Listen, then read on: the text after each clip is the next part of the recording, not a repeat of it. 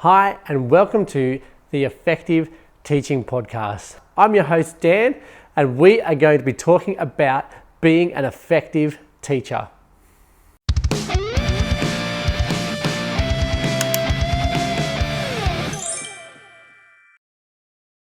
Well, hi, and welcome back. Today, I am going to talk to you about how to improve your practice through lesson observation. Now, this is something that I think teachers find very daunting, very intimidating, to have other people in their classroom observing them and kind of making judgments about how good they are as a teacher. But I'm going to try and give you a process here that's going to be helpful, that focuses in on just your improvement and you seeing this as a way of developing yourself and improving your practice, rather than other people judging you and going, well, you're a good teacher, you're a bad teacher, or whatever. We're looking at, we can always improve. Teaching is a craft. And when it comes to craft, when it comes to, it's like a performance, it's like creative arts, it's like performing arts, right? When it comes to these kinds of things, you can always improve. It's a skill that you can always work on and get better at. And I want us to think about this in terms of, we want to be good, high quality, effective teachers in our classroom, having the impacts on our students that we want, right? Large impacts. And one of the best ways to improve what we're doing in a classroom is to have people who we think are really cool and really good at it come and help us. So you've probably heard this phrase, practice makes perfect. And I'm going to say a big fat nope, right? Not at all. Practice does not make perfect, okay? That's actually been shown through research. You can practice something a million times and still be very bad at it, okay? The key thing with practice, it's deliberate practice, right? It's practice that focuses on a specific area to improve with specific feedback to help that. So, practice with a coach where you're going to work on your tennis serve, okay? If you just go and practice your tennis serve 100 times, you're not actually going to become a fantastic server. What you want is to go and practice your serve with someone there who is an expert server and who's an expert coach to sit there and give you feedback. So you're going to serve and they go, right, you need to change your foot stance, you need to toss the ball up high, you need to lean more forward, whatever it is, okay? And they're going to give you that specific feedback to give you the improvements that you're after. And this is what we're going to do and apply into our teaching, is we're going to say, all right, when I look at my teaching, here are a few things that I want to improve. And so I'm going to pick one of those. I'm going to find someone who I think is really good at that. I'm going to go and ask them, can you come and give me some feedback on how I go about doing this? I'm going to have a lesson where I'm going to try it in next week on Wednesday, period 3 or whatever. Can you come and observe me as I do this and give me feedback to help me to improve it? Okay, so we can always improve, and we're just picking things that we want to constantly be improving. So one thing we want to identify, right? So step 1, identify one area. So don't ask them to give you feedback on 6 different things, just one area that you would like to improve. And you can use the Australian Professional Teaching Standards type stuff, or you might have the equivalent in your country, or the Quality Teaching Framework. Okay, there's lots of research and evidence out there about what makes a great classroom teacher. So just find some of those things and identify which one you want to work on first and get stuck into that. So identify the area.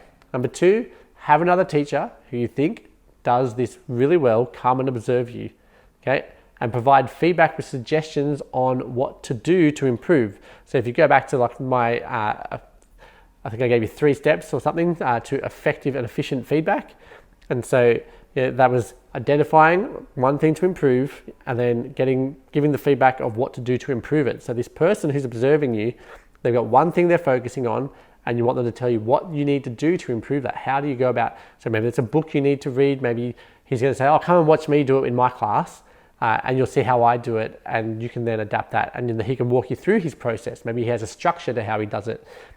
So it could be feedback. You can go, well, this is how I give feedback. You did it this way, but we can improve it by doing this, and you can get more specific by doing this, or that will have their specific feedback and ways to actually achieve the improvements that you're after. The third thing is then follow the suggestions and get feedback again. Okay, so you're like, right, that's the feedback I've got. I'm going to go and read this book and try and see how I apply that. So read the book, come up with a lesson where you've applied it, ask them to come back and watch you again. Do it again, okay? And then they might go, fantastic, you're getting really good at this. I don't really have anything else to add. Or maybe they go, that was good, maybe try this now or that next. And then you've got your next steps to do to continue to improve in that area. And you should probably also go and observe other teachers. Okay, so you have this teacher that you want to observe, who's observing you, who you think is really good at it, but maybe you want to go and get a bit more variety as well. Go and look at other teachers' classrooms. Just send out an email and go, hey, I'm looking to improve in this area of my teaching. Has anyone got a lesson coming up where they're going to be doing something that relates to this that I could come and watch and see how you're going? And they can send you, oh yeah, I'm going to be doing this in this period and this period and that period. And then you can organize to go and watch those teachers to implement it so that you can continue to refine and improve in that area. And so there's essentially that kind of 4 steps. Identify the one area first, identify the one teacher who's your main teacher who's going to observe you and give you feedback. And then you want to follow the suggestions given to you and make sure you also are looking at other teachers and observing them. Now, when I was teaching, I found this to be massively helpful. It improved my teaching hugely to have other people come in and observe me and give me feedback and specific feedback around key things that I wanted to improve. The key is really to focus on one thing at a time. You might be able to focus on something else that's slightly connected to what you do, the main thing, but you want to keep the main thing when you're getting the feedback. This is what I want to improve. Give me feedback on that. It's not, come and tell me if I'm a good teacher. It's, I want to improve in this area. Tell me how I can improve in that area by coming and watching me and telling me what I need to do to get better, right? So focusing on one thing at a time. Improve that and then go on to the next thing. Okay, and you want to be systematic about this. So working through different areas of classroom teaching. So this is where those kind of quality teaching frameworks or the Australian National Teaching Standard type documents come in handy for you to go through and have like a checker box type list that you want to be working through. And so that can be things like, setting up a culture that focuses on learning, checking for understanding of your students' learning, differentiating the lesson so that you're actually adapting it to different students' interests, adapting it to where they're at in their levels of knowledge and understanding already and that kind of stuff. Maybe it's managing behavior that you want to focus on or developing your rapport with your students. And so you can come up with this list and just go, okay, these are the ones I want to improve. I'm starting on this one because I think it's going to be the most impactful and make the biggest difference in what I'm doing.